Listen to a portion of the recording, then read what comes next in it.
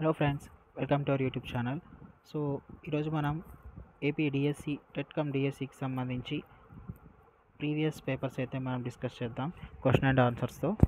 So late చేయకుండా start చేద్దాం. ముందుగా మన ఛానల్ని అయితే సబ్స్క్రైబ్ చేయండి, వీడియోని అయితే చివరి వరకు చూడండి. ప్రతి క్వశ్చన్ అయితే మనకి ఇంపార్టెంటే, వీటిలో చాలా క్వశ్చన్స్ అయితే రిపీట్ అయితే అవుతాయి. సో స్టార్ట్ చేద్దామా? So first question, the most important Shatapatha బ్రాహ్మణ ఈజ్ అసోసియేటెడ్ విత్. సో మనం తెలుగులో అయితే చూద్దాం, అందరికీ అర్థమవుతాయి కాబట్టి. సో అతి ముఖ్యమైన శతపథ బ్రాహ్మణము దీనికి సంబంధించినది. సో దీనికి ఆన్సర్ వచ్చేసి యజుర్వేదము, ఋగ్వేదము, అథర్వణ వేదము, సామవేదం. దీనికి ఆన్సర్ వచ్చేసి యజుర్వేదము. సో శతపథ బ్రాహ్మణము అనేది యజుర్వేదంకి సంబంధించినది. నెక్స్ట్, భారతీయ మహిళా సంఘమును స్థాపించిన వారు? Raja Rammohan Roy, Swami Dayananda Saraswati, Annie Besant, M G Ranade. So answer వచ్చేసి అనిబీసెంట్. సో భారతీయ మహిళా సంఘంను స్థాపించిన వారు అనిబీసెంట్. నెక్స్ట్, అధిక ఉష్ణోగ్రతలు కలిగిన గ్రహము గురుగ్రహము. సో అంగారకము, శుక్రము, బుధ గ్రహము కాదు, సో గురుగ్రహము.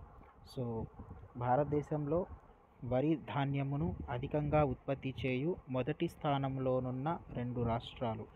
భారతదేశంలో వరి ధాన్యం అనేది అత్యధికంగా ఏ రాష్ట్రాల్లో ఉత్పత్తి అవుతుంది? మొదటి స్థానంలో, రెండో స్థానంలో అంటే వరుసగా పశ్చిమ బెంగాల్, ఉత్తరప్రదేశ్. వరి అనేది మనకి ఫస్ట్ పశ్చిమ బెంగాల్లో అయితే ఎక్కువగా ఉత్పత్తి అవుతుంది, దాని తర్వాత ఉత్తరప్రదేశ్లో అయితే ఉత్పత్తి అవుతుంది. సో లాల్ బహదూర్ శాస్త్రి విమానాశ్రయము ఉన్న నగరము వారణాసి. ఇక్కడ లాల్ బహదూర్ శాస్త్రి విమానాశ్రయము ఎక్కడుంది? మనకి వారణాసిలో ఉంది.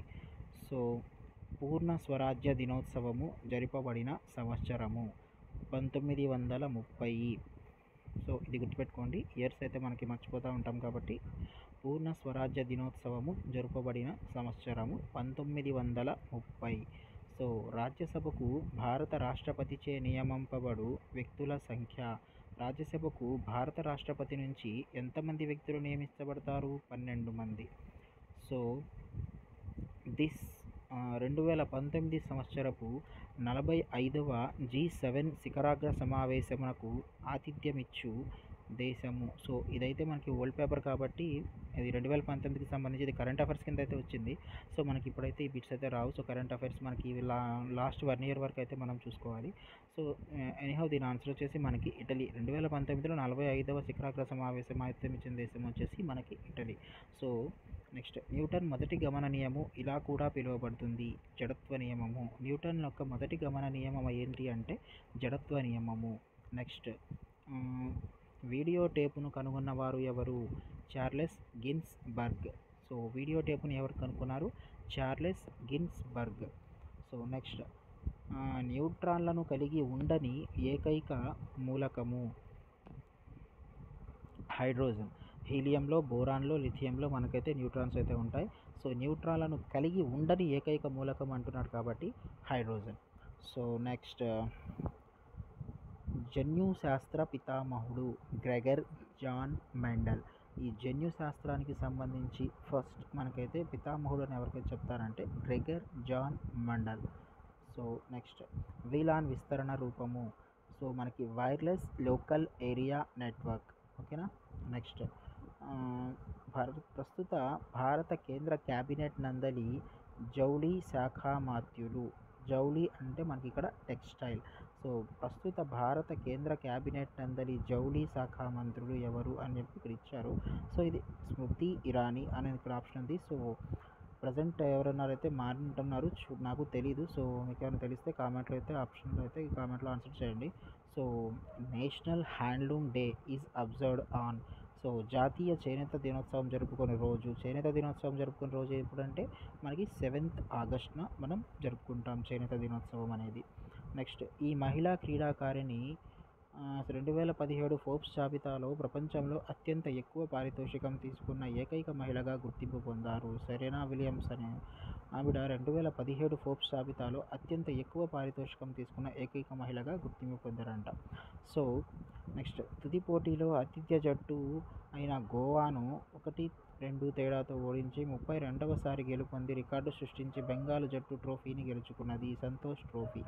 సో ఇదైతే అప్పటి current affair bit. So next అయితే కాళిదాసు యొక్క మాళవికాగ్నిమిత్రంలోని నాయకుడు. కాళిదాసు రచించిన మాళవికాగ్నిమిత్రములోని నాయకుడు అగ్నిమిత్రరాజు. సో అగ్నిమిత్రరాజు అనేది మనకి అగ్నిమిత్రరాజు. వీటిని ఇంకో రకంగా కూడా అడగవచ్చు. కాళిదాసు యొక్క రచనలలో కానిది అని కానీ, సో వేరే ఆప్షన్స్ ఇచ్చేసి మనకి మాళవికాగ్నిమిత్రం అనేది ఆప్షన్స్లో ఇస్తున్నా కానీ అలా కూడా అడగవచ్చు. సో నెక్స్ట్ క్వశ్చన్, ప్రపంచంలో లవంగాల ఉత్పత్తిలో ప్రసిద్ధి చెందిన దేశము ఇండోనేషియా. సో లవంగాల ఉత్పత్తిలో మనకి ఏ దేశం అంటే ఇండోనేషియా.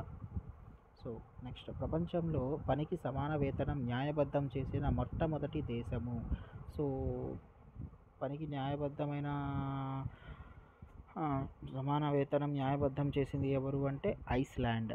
సో అందరికీ సమాన వేతనం ఇవ్వాలి అనే దాన్ని మనకి న్యాయబద్ధం చేసిందనమాట ఐస్లాండ్ ప్రభుత్వం. సో నెక్స్ట్, వేదకాలంలో ఆవు పాలు పితుకు విద్య నేర్చిన అమ్మాయిలను ఇలా పిలిచేవారు, దుహిత.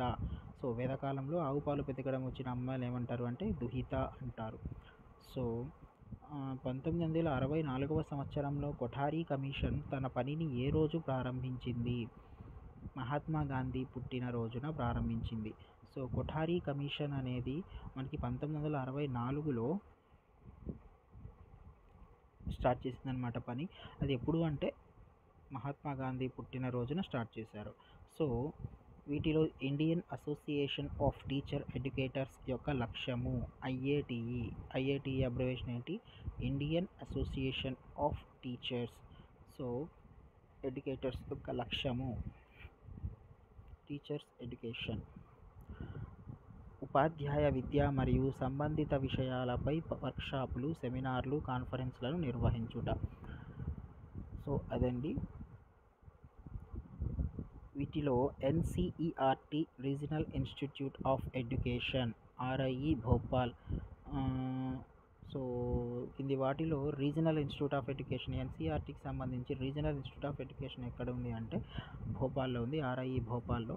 సో నెక్స్ట్, RMSA కింద పాఠశాలలకు అందించిన వాటిలో ముఖ్యమైన భౌతిక సౌకర్యము కళలు మరియు చేతి పనుల గది.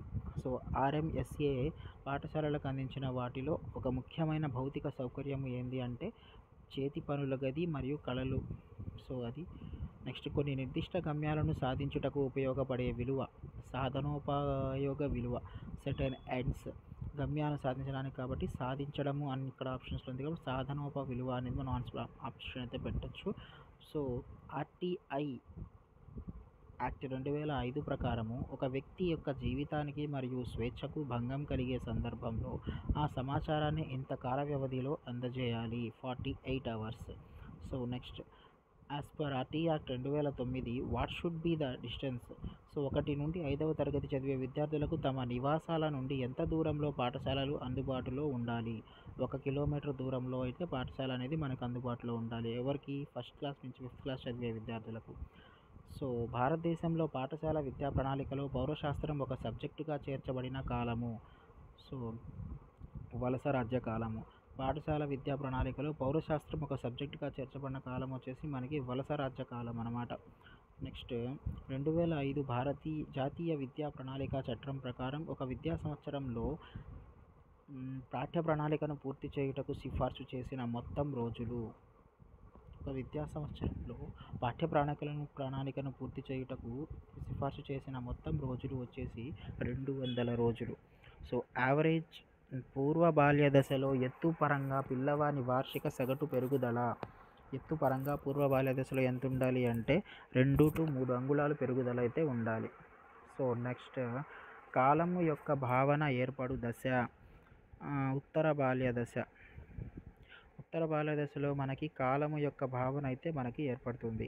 యవ్వనారంభాన్ని ఇన్ని దశలుగా విభజించవచ్చు, 3 దశలుగా అయితే మనం విభజించవచ్చు.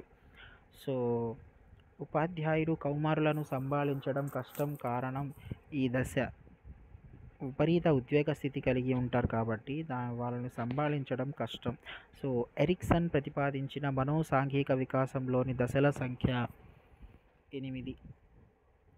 ఎరిక్సన్ ప్రతిపాదించిన మనోసాంఘిక వికాసంలోని దశల సంఖ్య 8.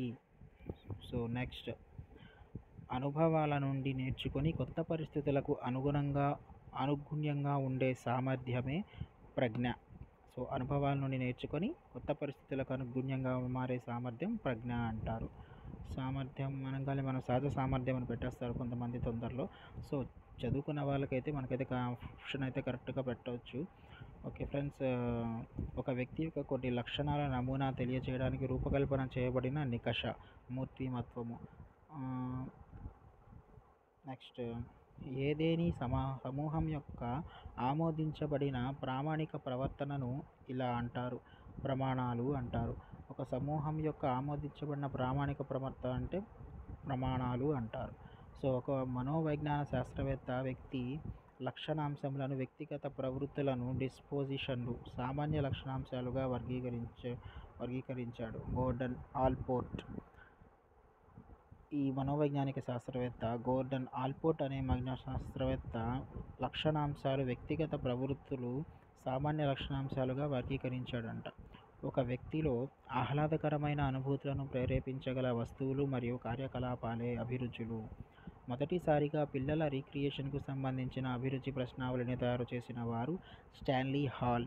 స్టాన్లీ హాల్ అనే శాస్త్రవేత్త పిల్లల రీక్రియేషన్కు సంబంధించిన అభిరుచి ప్రశ్నావళిని తయారు చేశారు. సో సాంఘిక విషయాలకు బాహ్యంగా ప్రతిస్పందించే సంసిద్ధతే వైఖరి అని నిర్వచించిన వారు మెహ్రన్స్. సాంఘిక విషయాలకు బాహ్యంగా ప్రతిస్పందించే సంసిద్ధతే వైఖరి అని నిర్వచించిన వారు ఎవరంటే మెహ్రన్స్. పావ్లోవ్ దీని నిరోధకతకు సంబంధించిన తన ఆలోచనకు మద్దతుగా అయత్నసిద్ధ శాస్త్రము మరియు వేగవంతమైన పునర్నిబంధన దృగ్విషయాలను ఉపయోగించాడు. విరమణ. చాలా కాలం నుండి పక్క తడిపే పిల్లవాడు ఒక రాత్రి పక్క తడపనందుకు అతని తల్లి చేత ప్రశంసించబడ్డాడు. దీని ఉదాహరణ ధనాత్మక పునర్బలము. అభ్యాసకుని వరుస సోపానాలు శ్రేణి ద్వారా తుది ప్రతిస్పందనలకు మార్గం చూపే ఆశించిన ప్రతిస్పందనల బోధన. ఆకృతీకరణ. అకాడమిక్ విషయాలలో రాణించడానికి వ్యక్తిలోని సహజ సామర్థ్యాన్ని మాపనం చేయడానికి వాడే పరీక్ష విద్యా విషయక సహజ సామర్థ్య నికష. ఉద్వేగ ప్రజ్ఞను సామర్థ్య నమూనా ఆధారంగా వివరించిన మనోవిజ్ఞాన శాస్త్రవేత్తలు డాక్టర్ జాన్ మేయర్ మరియు పీటర్ సలోవే. ఉద్వేగ ప్రజ్ఞను సామర్థ్య నమూనా ఆధారంగా వివరించారు. ఎవరంటే మేయరు, పీటరు. దీర్ఘకాల స్మృతి నుండి ఆందోళనను రేకెత్తించే లేక భయాన్ని కలిగించే సమాచారము మరియు దానికి సంబంధించిన విషయాన్ని జ్ఞప్తికి తెచ్చుకొనుటలో గల క్లిష్టత సంబంధించిన మనుషుల ధోరణి దమనము. హిప్పోక్రాటిస్ ప్రజల చిత్రవృత్తుల ఆధారంగా వారిని ఎన్ని రకాలుగా వర్గీకరించాడు? 4 రకాలుగా. పిల్లవాడు కొత్త దశకు చేరుకున్నప్పటికీ పాత దశకు అనుబంధాన్ని కొనసాగించిన అది స్థిరత్వము. సో అది ఫ్రెండ్స్, ఇంతవరకు మనకు సైకాలజీ వరకు అయితే కంప్లీట్ చేసాము. సో నెక్స్ట్ వీడియోలో మనం next subject Telugu previous questions అయితే చూద్దాం, తెలుగుకి సంబంధించినవి. Okay friends, bye.